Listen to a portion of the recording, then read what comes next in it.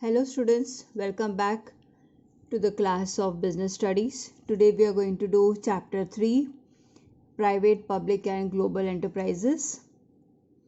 The topics that we are going to learn in this chapter are given here: the Indian economy, difference between public sector and private sector, the forms of organization in public sector, the changing role of public sector, the foreign companies, MNCs, multinational companies, joint ventures, and public private partnership, that is PPP or 3Ps. Here we have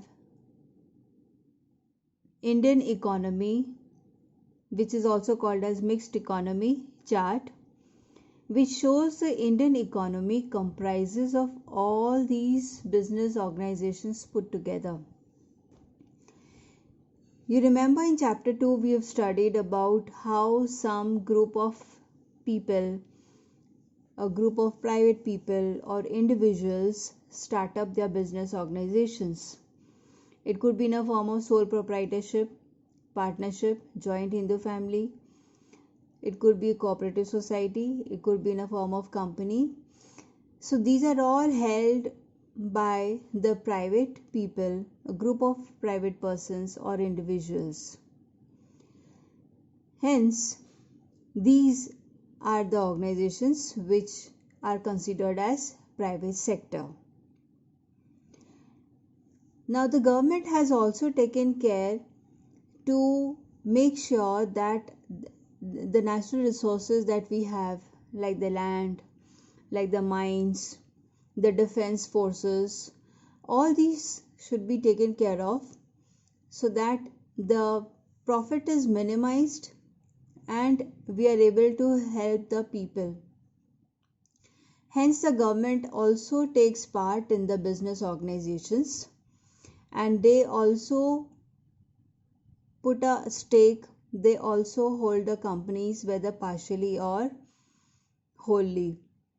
So such companies, or such you can say the business organizations in which the government also plays a vital role by holding the capital, by putting the capital in those enterprises, by holding all the responsibility and taking all the responsibility of how to manage those enterprises, then such organizations under the control of government are called as public sector. So all the private sector organizations and the public sector, they all, whether they are big or small or in whichever form, they all contribute towards the Indian economy. Finally, they add up to the profits earned by the Indian government. Apart from the private sector companies and public sector companies, there are also the other companies which are held by the foreign countries.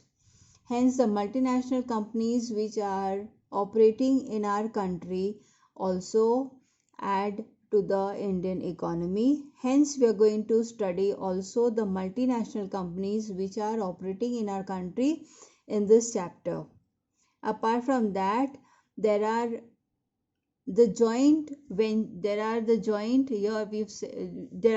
ventures between different organizations which also add to the Indian economy, and there are also another kind of organizations in which the government and the private persons come together and form a partnership, that is called the 3Ps or public private partnership.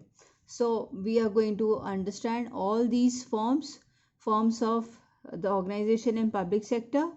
We're going to study about the foreign companies, multinational companies in India. We're going to study about joint ventures and 3Ps. Now coming to the Indian economy. Hence, Indian economy comprises of the organizations run by the private group of people. Hence, it is called private sector. and it is also and it also includes the enterprises which are run by the government. Hence the other group are also called as the public sector enterprises. Hence India consists of both the private sector organizations and the public sector enterprises. Hence Indian economy is called as mixed economy. So it's a mixture of private sector and public sector. Public sector may be owned partially or wholly by central or the state government. So it could be held by the state government or by the central government, either individually or in a combination. And these organizations which are set up under the group of public sector are the part of ministry. They are held by the ministry. Okay, example, we have defense ministry. So the organizations which are held under the defense department come under the control of the defense minister. Similarly, we have the railway or the post and telegraph, so they also come under the control of the respective minister for the particular and industry. Like we have the railway minister, the same way we have the defense minister. So they take care and control of such enterprises under these areas. And or they may also come, or such a group of organizations under public sector may also come into existence by a special act of the parliament. Now, which are those enterprises? We are going to study in the next session. Today we are going to study about the difference between the public sector and private sector. So here I have given you a table. The basis on which we are going to find a difference are ownership, objective, the form of organization, the management, social objective, capital contribution, accountability, and political interference. So ownership. Who owns a private sector enterprise? The ownership is entirely with the private individuals.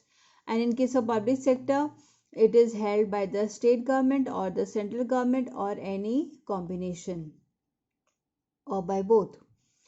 What is the objective of the private sector enterprises? Mainly to earn maximum profits. But in case of public sector, I told you profit maximization is not the objective, but the objective is to help the people, the general public, so to promote public welfare. Forms of organization. Which are the different kinds of organizations under private sector? Sole proprietorship, partnership, joint stock companies, cooperative societies, and HUF. And the enterprises in the public sector which we are going to study in the next session are departmental undertakings, statutory corporations, and government companies. Management.